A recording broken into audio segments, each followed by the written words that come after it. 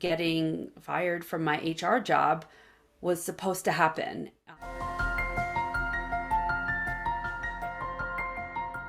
Hi everyone, this is Elle with you today, and I have a special guest here, and I'm just so excited to have this conversation with her today. And I thank you, Alison, for joining us. Hi. Hi, thanks for having me, Elle. I'm really excited to have this chat today. Me too. Before we jump into the chat, let me introduce Alison. Come get soulful. Alison Proffit is the founder of Profit Coach, creator of the Soulful Entrepreneur Summit and community, and also just launched a podcast called Soul Talks with Profit and Paul. She's a business coach and consultant who takes a holistic approach in helping purpose-driven small business owners feel more heart-centered and soul-aligned in the sales, marketing, and operations aspects of their business.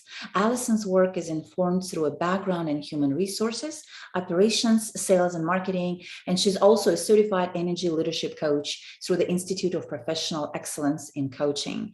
After 4 failed business launch attempts, she found the magic ingredient, which is that joy is the best business strategy. She's passionate about guiding her clients to finding this joy in their business and allowing their intuition to guide the way. In her spare time, she enjoys exploring the glorious nature of where she lives in northern Colorado, rock climbing, singing at the top of her lungs, and spending time with friends. I love it. Welcome, Allison. Hi, I'm Awesome. so excited to just be here and connect. I know we've had some time to get to know each other over the past few months, and I can't wait to just be more connected with your audience and all the women that tune into the work that you do. Yeah, thank you so much, Alison. And thank you. So me and Alison met at the Soulful Summit, like I mentioned, that she organizes. And it was such a beautiful event. Just the message and content and all the work behind the scenes that was put on by you and sometimes is not as visible to others, but I know it takes a lot. And it was just a beautiful event. So thank you for doing that for business owners. Thank you for having that. And of course, thanks for having me there as well. So before, when we jump to a conversation, one of my favorite questions that I like to ask is, what makes you different from others, and why is this path? Why did you choose this path for your business? Yeah, so as you mentioned in my bio, my background's in human resources. So I did that for 15 years. And I actually, when I had the first idea of starting a business, I was going to do corporate coaching and consulting because I loved the work I was doing within organizations. And I ended up a couple of weeks after I finished my coaching program, I actually lost my HR job unexpectedly. Mm. And I did feel like it was one of the first like God moments of following my intuition and just recognizing that getting fired from my HR job was supposed to happen because it was a launch pad for me to be able to just jump in and do a business. Mhm. And what I realized, even though I had all of this experience in the business world, I knew nothing about small business ownership. Uh-huh. And so I had a lot of different things happen over a relatively short period of time of losing jobs and trying to start my business. And I moved a whole bunch of times and I got a divorce. I had a lot of life happen.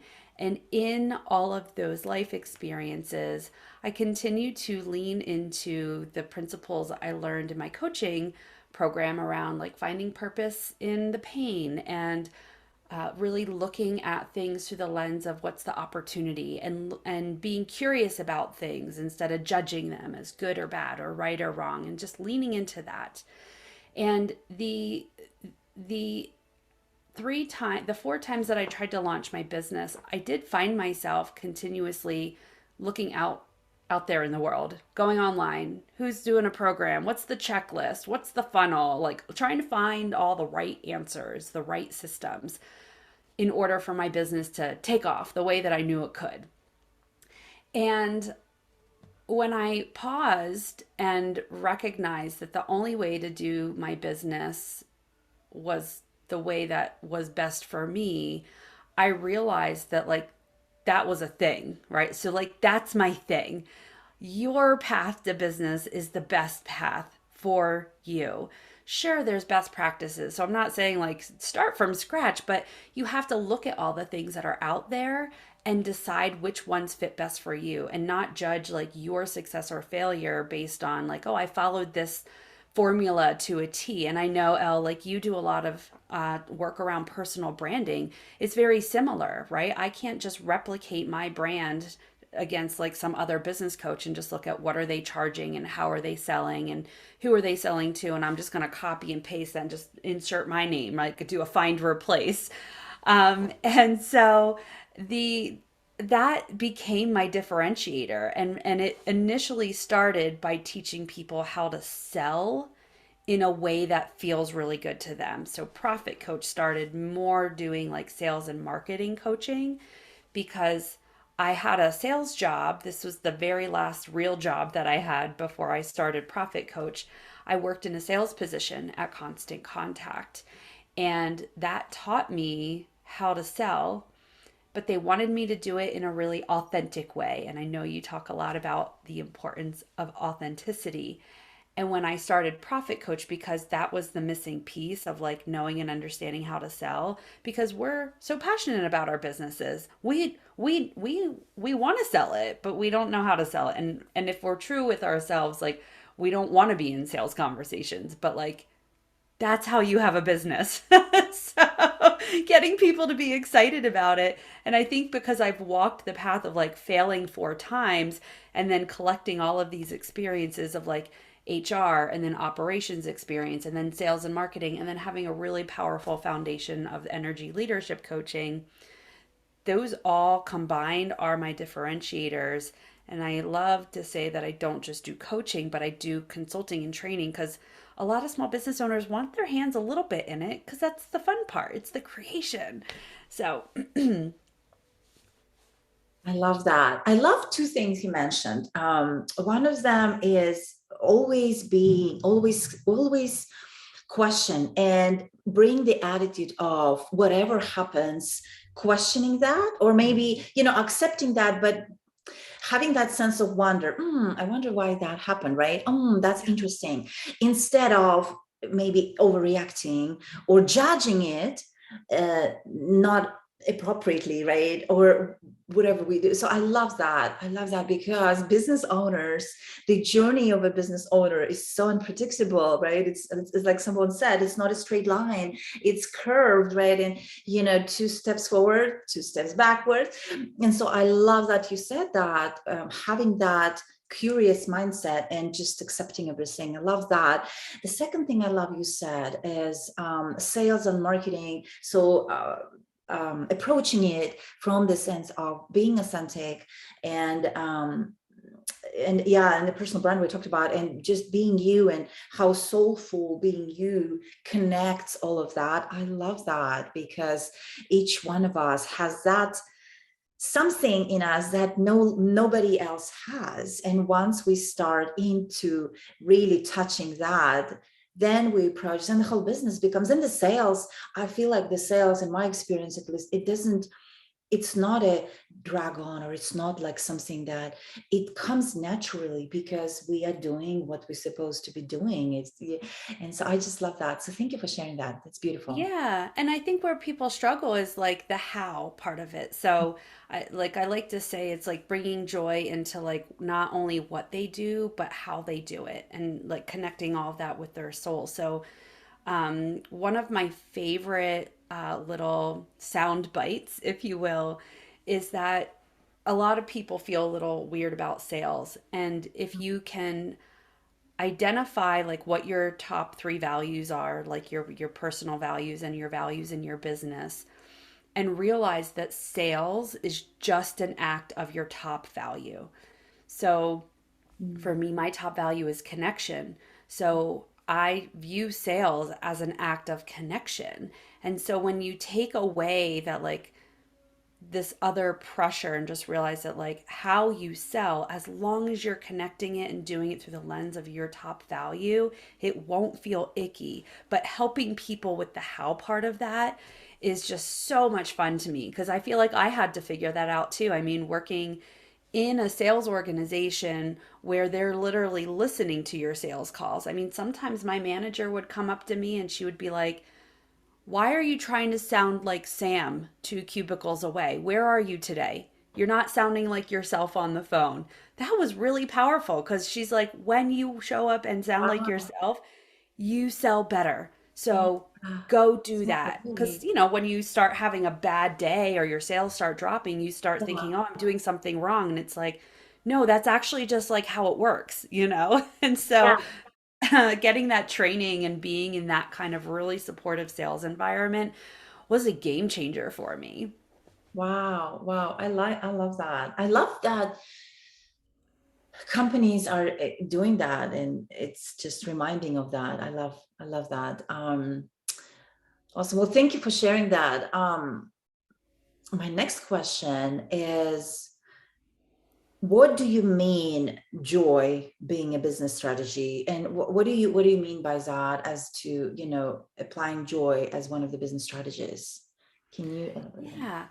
So when we think about, like, let's take business out of it for a minute. When we think about joy, what does what's happening for you when you're in your own joy, Elle? Like, what are you feeling? What are you Oh, thinking? What are you yeah. doing? Yeah, it's a great question. I feel when I have joy, I feel I can move mountains. I feel whatever is on my mind, it's gonna happen. I don't have doubts. I don't have fear. I exist in the best realm. Yeah. Yeah, so it's like if you think about that and how that shows up just in your personal life, right? And we're in these spaces and we're not worrying about tomorrow, we're not worrying about yesterday or ruminating on Hey. yesterday, and we're just so in the moment and experiencing everything fully and expressing and just in it. Yeah, feeling like we can move mountains. That's why joy is the best business strategy, because when you're in that space, it's not just like fake it till you make it. It's like there's physiological things happening in your body. Like your brain is allowing endorphins and oxytocin and serotonin and dopamine, like all of those things that are physiologically expansive. So if you can be in an expansive state Hmm. when you're doing your business, instead of this more like doubting, worrying, even planning. I have a weird relationship with the word planning because if you think about planning, we're like this, right? We're like, let me put a plan in place so I can then control where we're going, right? And when we do this, even from a money mindset perspective, because I've done money mindset work and now I integrate that into my work. Because when we're like this, what can we? I mean, we're not open to getting anything else, right? And also, if you take your hand and put it in a fist, and whether you are squeezing that fist tightly or you're just holding your hand in a fist, there's you if anything that you open your hand to grab onto, you'll let go of. It'll drop, right? And so planning is this thing that I think we want to be mindful of our relationship with it. Are you doing it because you are trying to control everything? Because you feel like if I do this, then that. I mean, it's more complex than that. And so we want to think about even just being intentional and being conscious. I mean, the same can be true for like how we breathe, right? I mean, obviously, we're all breathing all the time, but there's a difference between just breathing automatically and like consciously breathing. It creates different results. So if you are open and expansive and patient, right? Like if we take slow, patient breaths, that feels different. It's creating something different physiologically in your body. And so you can apply those types of principles in your business. I I don't know love if any of that that. made sense. It does. It does. I actually, while you were talking, I actually did the same thing. And, I really literally felt like I put my fist on and I felt, control, like what you were talking about. That's so true. And I also feel like the other part of it, when we are in a joyful state, we attract low attraction, we attract more of that. So we attract, having that, like you mentioned, physiologically, because we are in that state of mind and emotion, we tend to attract more of that. And so we're vibrating on a different level, Yeah. and we attract more for our business, we attract more for our life. I love that. I love that. Joyful. So employ joy as one of your business strategies for sure. Love Yes. that. I love that. I've never said that phrase like that. I'm gonna snag it. Employ joy. I love that. It's like that ought to be the first thing person or entity that you hire. Employ joy. Build Yeah. your team. Oh, Employ I love joy. it. Yes. I think this is the start of a social media post campaign. Thank you. That's great. I love it. I love it. You're welcome. Awesome. So I love this conversation, soulful and joyful. And, I believe as the more people, and we do talk about businesses in our podcast and business growth and business development, and all of those things that we talked about, sales and marketing operations. And I feel like joy and having those conversations, the soulful attitude, and what you mentioned, authentic sales and marketing, all of that, the whole world will get better, and people will be, operating from their unique zones, from their strengths. So I love that. So thank you for sharing that. I feel like we Yeah. could talk and more and more and more on that topic, because it's so vast, but also so important, especially Yes. in times right now. There's so much going on, around the world. So I think that is so important to go back to, and it's an important reminder for today. So thank you for bringing that up. Yeah, of course. Yeah, I want to move on to the rapid fire questions. Ooh, I love these kind of things. Let's do it. Awesome. Are you ready? Yeah, I mean, there was no preparation, so I'm here. Beautiful. Your favorite book name is? I really love the book. Oh man. Okay. Can I use two? Can I Yes. pick two? Yes. So my one favorite book is The Voice of Knowledge by Don Miguel Ruiz. He's the author of The Four Agreements. Oh, I love that book. I love the Four Yeah. Agreements. Yeah, so if you love The Four Agreements, or if you've never read it, read The Voice of Knowledge first. Okay. He talks about how it's really about judgment. When we learn language is when we learn judgment.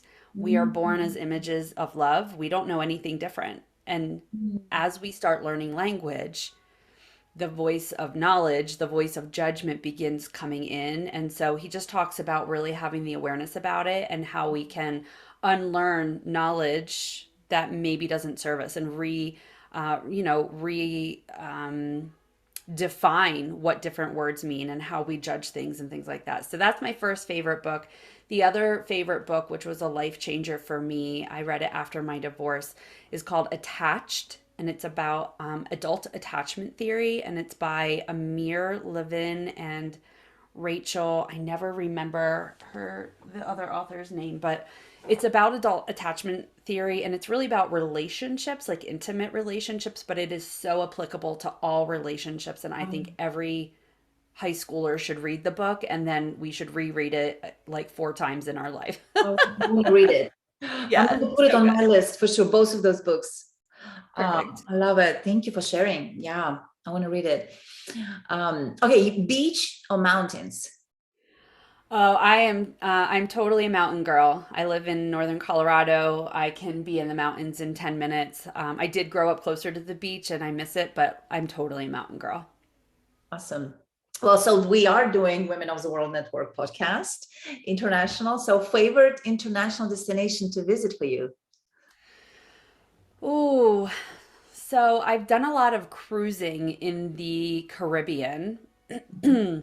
There's other places that I have so many places on my list, but in the Caribbean, the two places that I loved the most, one was Dominica. It's a small island, and they've got so much nature. It's a volcanic island, and just rivers and freshwater lakes and hot springs and vegetation like jungles and Oh, rainforests and just wow. I have to check so that out. stunningly beautiful. And then Barbados would be my second choice. The beaches there are phenomenal. The water is amazing. So yeah, I would say those two places. Mm, And so many awesome. more on my list. So Yeah. any women that want to invite me like to your place, let's do it. Yeah, let's do it, right? I love it. Summer or winter? Summer. Okay. Yeah, I Awesome. like to camp and be and play outside. So you can do that here in Colorado in the winter also, but summer is a little bit more fun because you don't have to pack as much. So, Yeah, yeah, me too. Yeah, love summer. Um, and my last question will be things that you have discovered about yourself recently. ooh, so you and I talked a little bit. I have a lot of things happening in my life right now, big life things, and my joy is always available to me. Mm, And it doesn't mean that I'm not experiencing the range of emotions. That this is not toxic positivity stuff. It's just a matter of when we know that joy is always there and we seek it, even in times of difficulties and trauma, you'll be better off for it, and people will notice. I've been surprised at because it's like it's just little bits of joy, but I've been surprised at the way that people have picked up on it and commented on it and just indicated how inspired they are that I'm going through these really big major life things and yet I'm still showing up. mm, Um, and so I've learned that I think that's a part of my like innate gifts, and the gift that I'm supposed to bring into the world is to model that and teach it. I love it. Turn to Yeah. joy. Yeah. Yeah, I love how you mentioned toxic positivity as well. I think we need to experience it, but it's all, I feel like it's all interconnected. The things we talked about, and even the book that you shared, not having the judgment, but not the judgment, but the right attitude toward things, right? And um, approaching them accordingly and judging them maybe accordingly as well. Alison, I want to thank you so much for taking time today in the midst of everything that's happening in your life, taking time to talk today. And I know it's going to bring a lot of value. And thank you so much. We're going to post links for how to connect with Alison in the comments below. And yeah, and thank you for being honest, open, authentic, transparent. And I look forward to speaking with you soon again. Yeah, sounds great, and definitely we'll see you within the Soulful Entrepreneur Summit community. It's a, just like you, it's just bringing that aspect into the world, and we do tons of free events, and so just so grateful that you're now a part of that soulful fold. So looking forward to welcoming more of you amazing women into it. Thank you. Thank you, Alison. Bye.